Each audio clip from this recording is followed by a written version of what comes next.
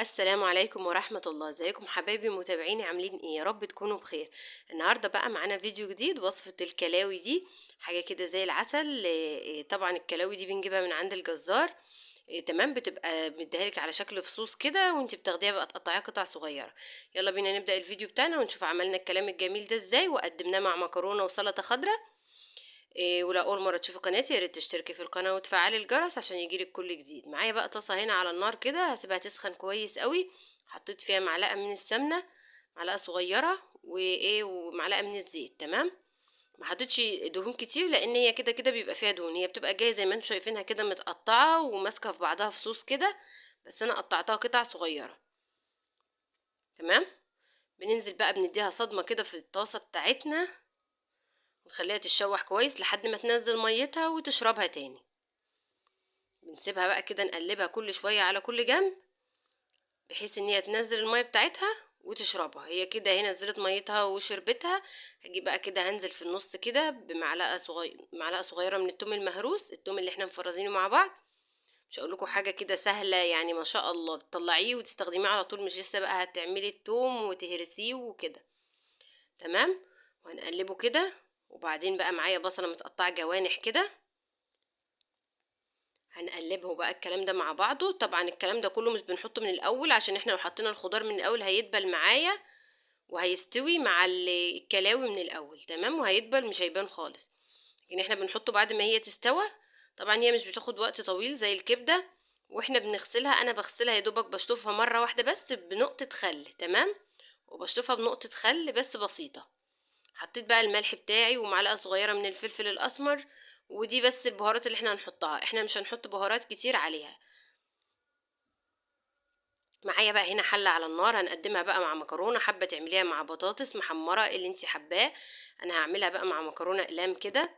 حلة بقى على النار فيها مية سخنة، حطيت فيها شوية ملح ونقطة زيت.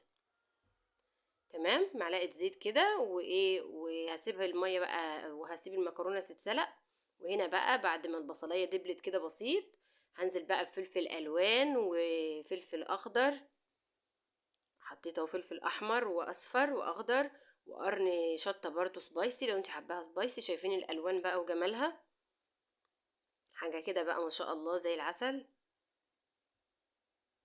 ومعلقه صلصه بقى على الكلام ده كده عشان تديني لون حلو كده برضو.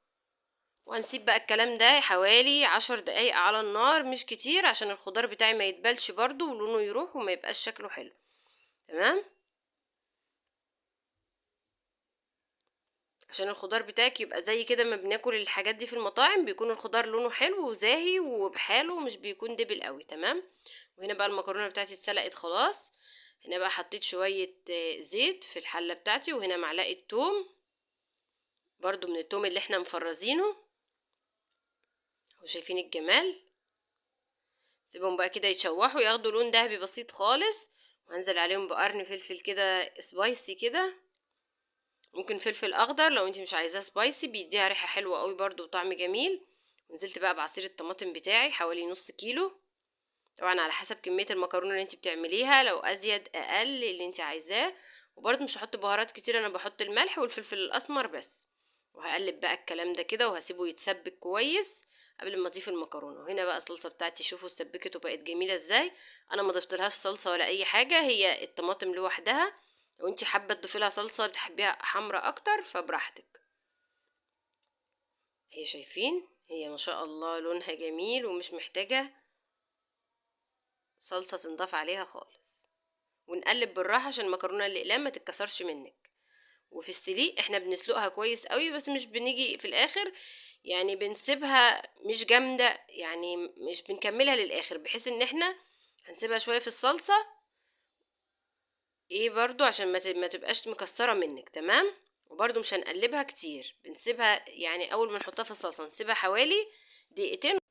وهنا بقى قدمنا كده الكلاوي بتاعتنا، وهنقدم معاها كمان المكرونه الجميله اللي احنا عملناها وطبق سلطه خضراء. يا رب الفيديو يكون عجبكم والوصفه عجبتكم، واشوفكم في فيديو جديد ووصفه جديده. مع السلامه.